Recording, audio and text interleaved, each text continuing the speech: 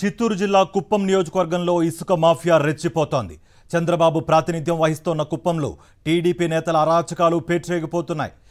రోజుకు సుమారుకు 150 టిప్పర్లతో అక్రమంగా ఇసుకను తరలించి వేస్తున్నారు టీడీపీ నేతలు. అక్రమంగా ఇసుకను తరలిస్తున్న నిమ్మకు నీరెత్తినట్లు వ్యవహరిస్తున్నారు అక్కడి అధికారులు. హంద్రీనీవా పేరుతో ఇసుక అమ్ముకుంటున్నారని, అధికార పార్టీకి చెందిన బడా నాయకుడి బావమరిది కనుసన్నల్లో ఇసుక అక్రమ రవాణా జరుగుతోందని ఆరోపిస్తున్నారు గ్రామస్తులు.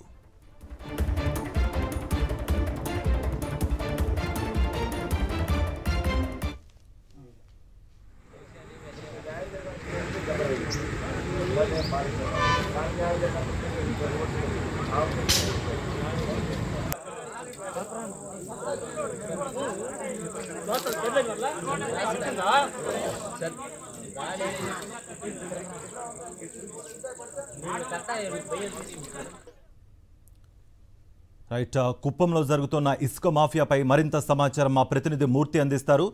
మూర్తి, అధికారులు పట్టినట్లుగా వ్యవహరిస్తున్న పరిస్థితి అయితే కనిపిస్తోంది అన్నట్టుగా కూడా గ్రామస్తులు ఆరోపిస్తున్నారు.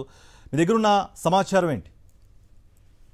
కార్తీక్, సాక్షాత్తు ఆంధ్రప్రదేశ్ రాష్ట్ర ముఖ్యమంత్రి చంద్రబాబు నాయుడు ప్రాతినిధ్యం వహిస్తున్నటువంటి కుప్పం నియోజకవర్గంలో ఇసుక అక్రమ రవాణా యథేచ్ఛగా కొనసాగుతోంది. ఆంధ్ర, కర్ణాటక, తమిళనాడు సరిహద్దు ప్రాంతంలో ఉన్నటువంటి యొక్క పెద్ద వంకాల్లో ఈ యొక్క ఇసుకను పెద్ద ఎత్తున ఇటు కర్ణాటక వైపుకు, ఇటు ఏదైతే బెంగళూరుకు అక్రమ రవాణా చేస్తూ వారంతా కూడా సొమ్ము చేసుకుంటున్నటువంటి పరిస్థితి కనిపిస్తుంది. ప్రధానంగా యొక్క పెద్ద వంక నుంచి ఇసుకను అక్రమంగా తరలిస్తున్నటువంటి లారీ యజమానుల్ని తరలిస్తున్నటువంటి నాయకులను నిలదీస్తా ఉంటే కుప్పం నియోజకవర్గానికి సంబంధించిన ప్రముఖ వ్యక్తి దీని వెనుక నడిపిస్తున్నట్లుగా ప్రస్తుతం సమాచారం ఉంది. ఏదైతే రుత్విక్ ప్రాజెక్టు, ఏదైతే ఎంపీ సీఎం రమేష్ సంబంధించినటువంటి ప్రాజెక్టు సంబంధించి ఆ కన్స్ట్రక్షన్ కంపెనీకి సంబంధించి ఈ యొక్క ఇసుక తరలిస్తున్నట్లుగా అధికారికంగా తమ వద్ద ఆ పత్రాలు పెట్టుకున్నటువంటి ఈ యొక్క నిర్వాహకులు పెద్ద ఎత్తున ఇసుకను ఇతర ప్రాంతాలకు తరలించి సొమ్ము చేసుకుంటున్నారు.